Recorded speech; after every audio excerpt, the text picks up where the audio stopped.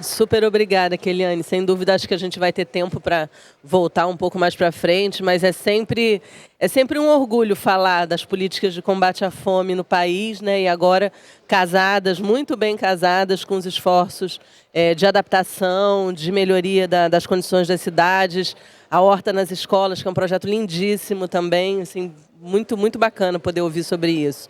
Eu queria aproveitar agora e saudar a chegada do Jaconias Rosendo. Jaconias, prazer ter você aqui com a gente, obrigada. O Jaconias é secretário executivo adjunto da Frente Nacional dos Prefeitos e também o coordenador da Câmara Técnica de Desenvolvimento Econômico Sustentável e Mudança do Clima do Conselho da Federação. Jaconias, queria aproveitar que você está aqui, passar para você para a gente discutir um pouco a questão do federalismo, que já vem sendo tocada, mas como é que nos diferentes níveis essa agenda da adaptação da mudança do clima vem sendo enfrentada, quais os principais desafios que os estados e municípios têm percebido e como é que eles têm agido para conseguir implementar essa agenda. Bom dia, Maíra. Em seu nome, queria saudar todas as colegas e colegas da mesa, pedir sinceras desculpas pelo atraso, a gente teve um imprevisto na chegada aqui hoje, mas é uma satisfação estar fazendo essa discussão sobre federalismo e depois de escutar, né, essa apresentação sistêmica do governo federal, em que a gente precisa deixar registrado, assim, com muita ênfase, os avanços que o país teve, não somente na questão da articulação federativa, mas principalmente, né, na retomada desse conjunto de ações com um olhar específico para as cidades. Passamos por um período que isso não estava acontecendo de fato, né? A gente não tinha praticamente agenda com o Poder Executivo Federal, algo que a gente conseguiu retomar e, obviamente, as expectativas dos subnacionais é que a gente continue avançando nessas agendas a partir agora dessa inovação, que foi muito bem falado com a Ana Maria, né, que é o reconhecimento na NDC brasileira desse instrumento importantíssimo para o país, que é o federalismo climático. Isso se comunica, é importante a gente dizer, não somente com a questão do clima, apesar de que, na nossa visão, é a grande agenda mobilizadora do Estado e da sociedade brasileira hoje. Não tem como a gente querer avançar em passivos que são históricos do nosso país, que já foram citados aqui, como a questão do saneamento básico, a questão dos lixões, a questão da produção habitacional, para dizer alguns elementos do desenvolvimento, né, urbano, sem que a gente compreenda que precisamos colocar essas temáticas setoriais no guarda-chuva do clima para que elas tenham potência de engajamento. E falando pela Frente Nacional de Prefeitas e Prefeitos, dos mandatários e mandatárias que assumem agora a partir de janeiro. Sob essa perspectiva, eu queria abordar, então, a necessidade da gente refletir sobre esse caminho, obviamente, sem desconsiderar esses avanços que são muito significativos, avanços que a gente percebe claramente no programa Cidades Verdes Resilientes, na questão da elaboração do Plano Clima, em outras esferas que não são, como eu estava falando, necessariamente relacionadas ao tema, mas o próprio processo de condução do governo federal da reforma tributária, em que grupos, né, foram mais de 20 grupos tripartites para discutir a reforma. Essa tomada de iniciativa de dialogar com estados e municípios, a gente vê que é importante, que está avançando. Contudo, a gente precisa agora aperfeiçoar esses mecanismos de cooperação federativa à luz do que propõe a resolução número 3 do Conselho da Federação, que, como eu disse, foi reconhecida pela NDC como um instrumento, né, que propõe as diretrizes para a construção do federalismo climático. E sobre esse aspecto, a gente tem que registrar que a resolução ela traz 4 pilares fundamentais que caracterizam ou que devem caracterizar o federalismo climático. O primeiro deles é a centralidade da agenda de clima. O que significa isso? É necessário para que a gente possa ampliar não somente a quantidade e a intensidade das ações, mas principalmente o engajamento dos atores políticos subnacionais. A agenda do clima tem que ser trazida para o centro de decisão dos governos. ela precisa desse avanço para que ela possa ser aprofundada. Porque senão a gente não vai conseguir dar o passo político necessário para fazer as transformações que são imprescindíveis e urgentes para o país. Nesse condão, nesse contexto, a gente tem o segundo aspecto, não menos importante da resolução, a questão da transversalidade da agenda do clima. Se não envolvermos, né, e aquilo que eu estava falando antes, nesse grande guarda-chuva que é o clima, as outras políticas setoriais, vamos perder uma oportunidade muito grande. E, cá para nós, né, diante do estado de emergência climática que já vivemos, não podemos mais perder nada, a gente só tem que ganhar as coisas. Mas se a gente não conseguir efetivamente ter estratégias em que a agenda do clima seja transversalizada no âmbito da administração estadual, federal e municipal, também não vamos conseguir realizar o potencial que essa agenda tem nos entes. O terceiro aspecto, talvez esse seja o que a gente mais precisa refletir neste momento, em que a gente tem avanços na construção federativa, ao tempo em que temos muitos desafios, que é a questão da institucionalização dos espaços de cooperação e articulação federativa. E isso é importante porque o federalismo climático e as ações voltadas ao federalismo, elas não podem ser discricionárias, nem podem ocorrer a partir da boa vontade de quem conduz as diretrizes gerais do país, que é o governo federal. A gente precisa ter os espaços institucionalizados e, mais do que isso, os espaços claramente com definição de qual é o papel de cada um dos entes. Institucionalizar significa, sim, garantir a questão do diálogo, mas, principalmente, garantir a participação dos subnacionais no pensar a política, no formular a política, para que a implementação ela seja e ela atinja os objetivos que se propõe. A gente não pode esquecer que o nosso território, além de ser continental, ele é muito, mas muito diverso. Imaginem vocês que o prefeito de São Paulo tem as mesmas competências constitucionais do prefeito de Serra da Saudade. Um município que tem 800 habitantes e outro que tem mais de 10 milhões de habitantes. Concatenar isso tudo numa estratégia nacional não é fácil. E se a gente não institucionalizar essa diversidade nesses espaços de decisão, as políticas não vão chegar ao território adequadamente. O quarto aspecto, e aqui já foi falado também, e talvez é o que mais nos salta aos olhos pela histórica necessidade de aumentar o investimento nas políticas públicas, é a questão dos meios de implementação. A gente precisa, de fato, e aí, Maria, me permita, eu vou fazer um parênteses aqui para contar um pouco da minha experiência. Quando eu saí da minha querida Paraíba para Brasília, eu fui trabalhar na Confederação Nacional de Municípios, onde eu tive a oportunidade de apoiar 150 municípios na elaboração de planos diretores. Isso lá em 2003, quando estava no auge o Estatuto da Cidade, e talvez nesse período, essa questão do clima, Inamara, tenha sido a maior força mobilizadora de municípios desde aquela época do Estatuto da Cidade. É uma tristeza. Sabe qual é a tristeza? A gente foca muito em quem não fez. X% de municípios não fizeram plano diretor, não fizeram plano de saneamento, não fizeram... E a gente esquece de quem fez. A gente esquece de garantir a quem fez as condições necessárias para implementar os planos. E como a gente não ousa nesse sentido, é muito fácil depois cobrar. Tem plano, mas não implementou. De que adiantou o plano? Cai o planejamento num descrédito muito injusto. E joga fora um esforço de mobilização da sociedade e de recursos técnicos, financeiros, que é inadmissível, minha gente. Então, ou a gente traz a questão dos meios de implementação para o centro dessa gente e discute com seriedade como vão ser implementados os planos de ação climática, ou então a gente vai ter mais um calhamaço de papel que não serve para nada. E daqui a 30 anos, a gente vai estar sentado no mesmo lugar, discutindo as mesmas coisas.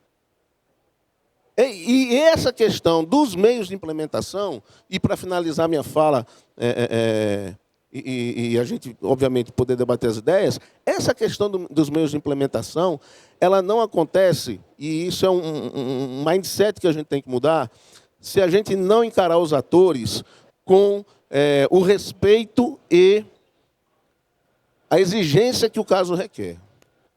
A gente tem que acabar com essa história de que achar que somente no governo federal estão todas as fontes de recursos. A gente sabe hoje que o nosso orçamento é sequestrado, a gente sabe da dificuldade que nós temos, por exemplo, em garantir que programas nacionais sejam financiados adequadamente. Então, não temos como falar num avanço dessa agenda sem que haja uma orientação de comprometimento dos orçamentos federal, estaduais e municipais, mas que haja uma grande mobilização desse conjunto de atores com a iniciativa privada e com, sei lá, com quem trabalha no voluntariado, com organismos internacionais, que as regras de acesso aos recursos possam ser mudadas para que esse conjunto de diversos municípios possam acessá-las. Se a gente não trouxer isso, pessoal, para o centro da discussão, eu temo que a gente não tenha os avanços que o país precisa. Então, assim, para finalizar minha fala, eu gostaria só de deixar duas mensagens que são muito significativas para a FNP. Primeiro, reconhecer indiscutivelmente os avanços que nós temos conquistados nesses últimos 2 anos, tanto na questão da relação com o governo federal, como na instituição de espaços de construção federativa, o que é muito importante. Segundo, não podemos nos acostumar nem nos acomodar com o que temos. É pouco, é insuficiente ainda. Precisamos cooperar mais, precisamos estar mais juntos, com mais articulação para que a gente possa avançar. Precisamos mudar o nosso modelo do fazer para fazer com. E é isso que os municípios e a FNP estão aqui para registrar e dizer que estamos, né, de mãos dadas nessa caminhada. Muito obrigado. Muito obrigada, Jaconias. Excelentes pontos, né, fortalecendo essa importância da agenda ser vista como transversal, participativa e também a importância da articulação com os entes subnacionais, né, como você também sublinhou. E em relação aos meios de implementação, uma das grandes dificuldades é sempre a questão do financiamento, né? Então, agora, para nos falar um pouco sobre esses desafios e os avanços que a gente tem tido também no Brasil, queria convidar o Jean Benevides, vice-presidente de sustentabilidade da Caixa e representante da BDE. Obrigada. Obrigado, bom dia. Bom, é um prazer aqui estar representando duas instituições importantes para essa agenda e outras agendas aqui no país, especialmente quando a gente está tratando de algo que é crucial para todos os entes federativos e empresas, né? A BDE hoje representa o Sistema Nacional de Fomento, uma diversidade de bancos públicos e agências de fomento, juntamente com a Caixa Econômica, que tem um papel importante ao financiar essa agenda, especialmente o que a Ana Maria trouxe, das cidades, não é? Hoje a gente tem uma população que mais de 80% vivem em cidades e é, de fato, nas cidades onde essas questões todas desaguam e a gente precisa de uma atenção especial.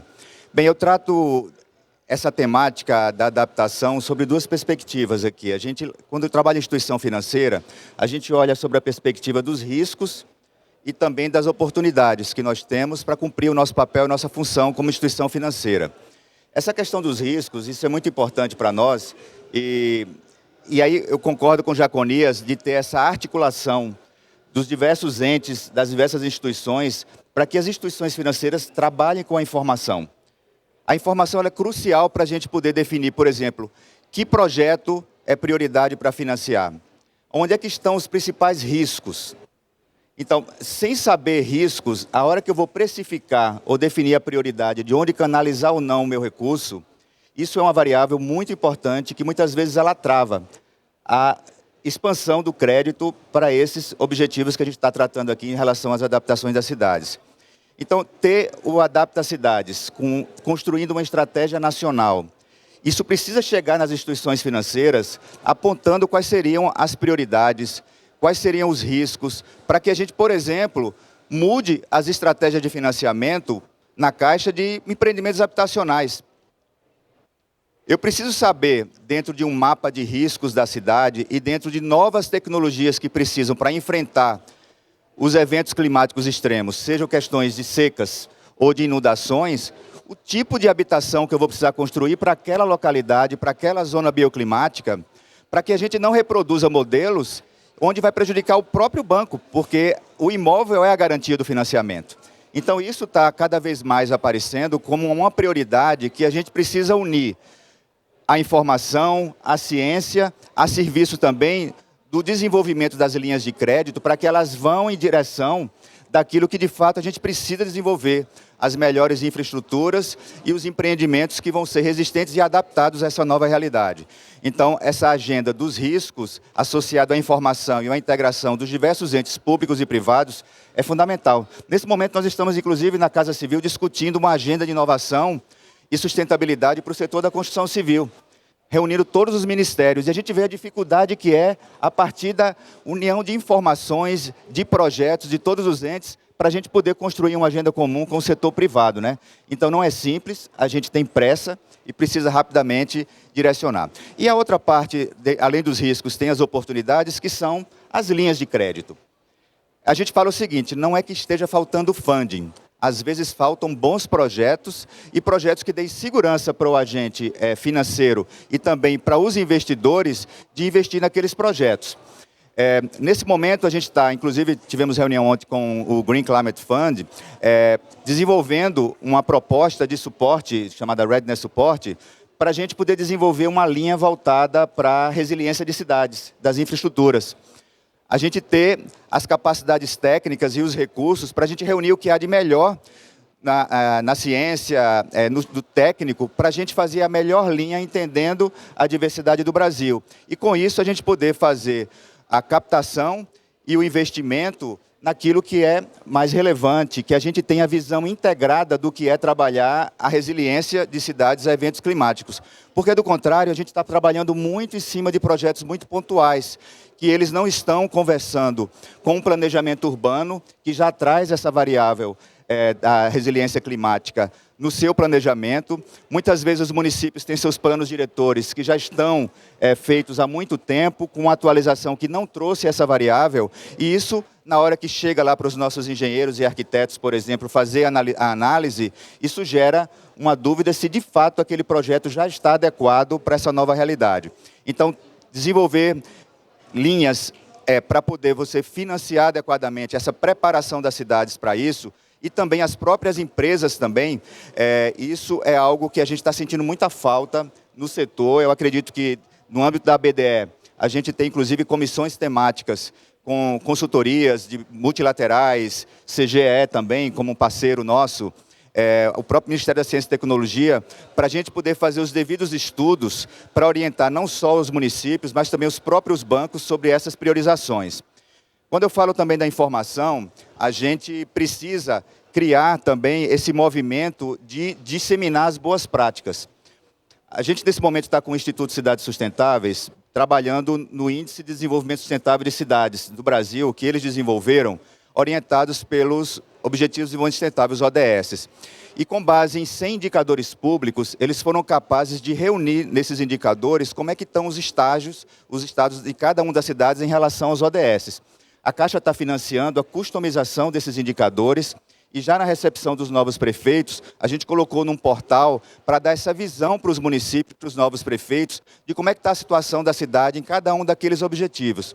Um deles é a questão climática, e a gente verifica a partir de cada indicador dentro do ODS do clima, por exemplo, municípios que têm ou não têm um mapa de vulnerabilidades, se eles já têm um plano ou não de clima. Engraçado que quando a gente olhou isso, engraçado não, isso não foi engraçado, quando a gente fez esse olhar para os municípios que sofreram lá no Rio Grande do Sul o evento climático, foi muito nítido constatar que nenhum deles estavam preparados para aquele evento, não tinha, alguns tinham só o mapa de vulnerabilidade, mas sem o mapa e sem a ação que vai enfrentar essa vulnerabilidade, aí a gente vê a importância que é, primeiro, a informação, segundo, a informação para gerar planos para que ela mobilize os investimentos públicos e privados em direção daquilo que a gente precisa ou mitigar ou adaptar para esse enfrentamento. Então, eu quero deixar aqui registrado, nesse curto tempo, e me coloco à disposição aqui a Caixa e a BDE, para poder a gente conversar mais sobre isso, mas é uma agenda super importante, que precisa realmente de visão integrada e de atuação conjunta, que sozinho ninguém consegue enfrentar o tamanho e a dificuldade que é as ações envolvidas na adaptação de cidades. Tá? Muito obrigado pela oportunidade.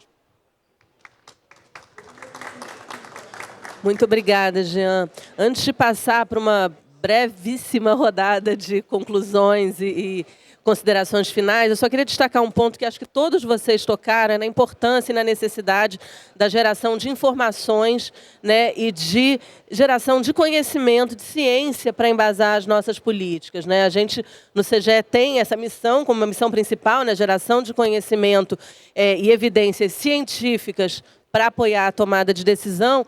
E, a início, eu queria lembrar do esforço que o Ministério de Ciência e Tecnologia tem feito por meio do Fundo Nacional de Desenvolvimento Científico e Tecnológico, o FNDCT, que tem um programa justamente para subsidiar a geração de estudos científicos para os ministérios, que é o Programa Consciência. O CGE, inclusive, tem trabalhado com vários ministérios, gerando esse tipo de projeto e atuação. Então, assim, é um programa extremamente importante que o Ministério de Ciência e Tecnologia colocou justamente para apoiar, né, essa geração de estudos e orientação de políticas cada vez mais baseadas em ciência e como agendas articuladoras, de fato, e transversais, como todo grande tema precisa ser, né, tratado. Então, eu sugiro que a gente faça agora na ordem. Assim, um minutinho, peço desculpas, mas a gente precisa respeitar os horários do Pavilhão Brasil, por isso vai ter que ser tão rápido. Não vou poder abrir a perguntas e respostas, peço desculpas, mas tenho certeza que vai ficar todo mundo depois à disposição. Os contatos estão aí para a gente seguir nessa conversa. Obrigada, vou passar primeiro para a Keliane, então. Bom, fechando, as ações do Programa Nacional de Agricultura Urbana deste ano, elas serão focadas, né, nas 60 cidades da Estratégia Alimenta Cidades, que é a primeira etapa da estratégia. Essas cidades, elas reúnem cerca de 30% da nossa população e dessa população, né, 20 milhões vivem em áreas de desertos alimentares e 13 milhões vivem em áreas de pântanos alimentares. Ou seja, nós precisamos melhorar, né, as condições de alimentação dessa população. Para isso, a gente fez, né, um diagnóstico dessas cidades para saber qual o grau de maturidade dessas cidades em relação à agenda de agricultura urbana e vão ser definidas 3 ações. Uma voltada para a parte da estruturação da agenda de agricultura urbana nessas cidades, uma voltada para a implementação de novas unidades produtivas e apoio a unidades produtivas que já existem, e a outra voltada para a implantação da tecnologia social da Embrapa, que é o Sisteminha, que prevê, né, tanto a produção de proteína quanto também a produção de vegetais e a possível geração de renda, né, para as famílias. Então, assim, a gente está começando para essas 60 cidades, com mais financiamento, né, a gente pode ampliar essas ações nessas cidades e também expandir essas ações para outras cidades brasileiras também. É isso, obrigada aí pela, né, oportunidade de dividir o painel com vocês. Eu gostaria de deixar, então, assim, acho que uma reflexão importante sobre como vamos conseguir adaptar as cidades. Vamos só conseguir adaptar as cidades por meio da sua transformação. Então, não é por meio da sua expansão. Eu acho que esse daí é uma mudança de eixo que o planejamento urbano do Brasil tem que tomar. E ao olharmos sobre as oportunidades de regeneração urbana, vamos falar de territórios que estão degradados, em que a perda do ecossistema local precisa de ser restaurada como uma medida de adaptação e de melhoria das condições do clima. Precisamos de olhar esses espaços também da ótica e do potencial de trazer a agricultura urbana como uma estratégia para esses espaços degradados, né? Precisamos de olhar ainda a cidade para encontrar mecanismos de implantação daquelas infraestruturas de mobilidade ativa que são essenciais numa perspectiva aí que eu vou dizer, num evento climático extremo, em que você tem todo o sistema de transporte paralisado e a única forma de você encontrar numa grande tempestade um abrigo é a partir das nossas calçadas. Então, toda essa transformação, né, do espaço urbano, eu acho que é o nosso grande desafio e esse olhar para dentro da cidade muito mais do que para fora. Obrigada. Bom, eu quero aqui corroborar algumas preocupações que foram pontuadas, dizendo que todo o planejamento que nós temos realizado tem sido no sentido de assegurar que estas questões sejam superadas. Acho que a gente está falando aqui, primeiramente, do fortalecimento do federalismo climático e a sua institucionalização. Acho que o Comitê Interministerial de Mudança do Clima, com a Câmara de Articulação Federativa e Interfederativa, é uma agenda para nós prioritária, fazendo com que isso se desdobre efetivamente no nos apoios às iniciativas como Adapta Cidades e outras ações junto a estados e municípios. Dizer que, em relação aos meios de implementação, também aqui colocado, e com o qual questão que também aqui concordamos, nós tivemos a preocupação de fazer com que as ações e medidas do Plano Clima, elas levassem em conta o orçamento já disponível, para que a gente não tenha aquilo que seria uma carta de desejos, mas aquilo que não consta como orçamento identificado, compor uma carteira de projetos para que gere apoio político no sentido de fazer com que nós busquemos novos mecanismos nesta agenda por buscas de financiamento. Temos trabalhado em conjunto com o Ministério da Fazenda para que a taxonomia sustentável, para que o plano de transformação ecológica, para que outros mecanismos mais possam, inclusive, estar refletidos na estratégia transversal de meios de implementação, aos quais eu convido a todos para que logo em breve vai estar disponível a consulta para a elaboração dessa estratégia transversal e a gente possa se debruçar sobre isso. E, por fim, a agenda de gestão de dados, de informações, transparência, para orientar tanto a agenda dos agentes financiadores, de cidades, tomadores de decisão. Esta tem sido também uma preocupação nossa para garantir a efetividade do Plano Clima. A ideia que nós temos trabalhado junto com o Ministério de Ciência e Tecnologia é reforçar tanto a plataforma Adapta Brasil, que tem sido hoje já um instrumento importante de informação, mas também o Data Clima Mais, reunindo todas as informações da agenda de clima para orientar esta política, e isso tem sido a base do nosso trabalho. Nós estamos trabalhando num planejamento que é amplo, que precisa ser efetivo, que precisa garantir o apoio político, e nós temos trabalhado isso de forma absolutamente multissetorial e também vertical para assegurar o engajamento necessário nessa pauta. A gente entende a importância de termos os agentes financiadores, toda a pactuação entre as diversas esferas do governo envolvidos neste planejamento. Nós estamos construindo um documento que é robusto, que prevê o planejamento e metas até 2035, e a gente espera, assim, assegurar com que a NDC brasileira, aqui anunciada, possa ser, de fato, alcançada pelo Brasil até 2035. A gente acha que o Brasil está dando um grande passo nesse sentido. Muito obrigada. Bem, pessoal, da nossa parte, representando a Caixa e a BDE, eu quero não só agradecer participar no painel, mas deixar claro que realmente nós estamos num momento ímpar no Brasil, né, com um plano de transformação ecológica conduzido pelo Ministério da Fazenda, uma COP se aproximando no próximo ano lá no Brasil, agentes públicos, bancos de desenvolvimento, todos orientados, e as estruturas básicas de plano, de informação, convergindo para a gente, de fato, construir a agenda que a gente precisa.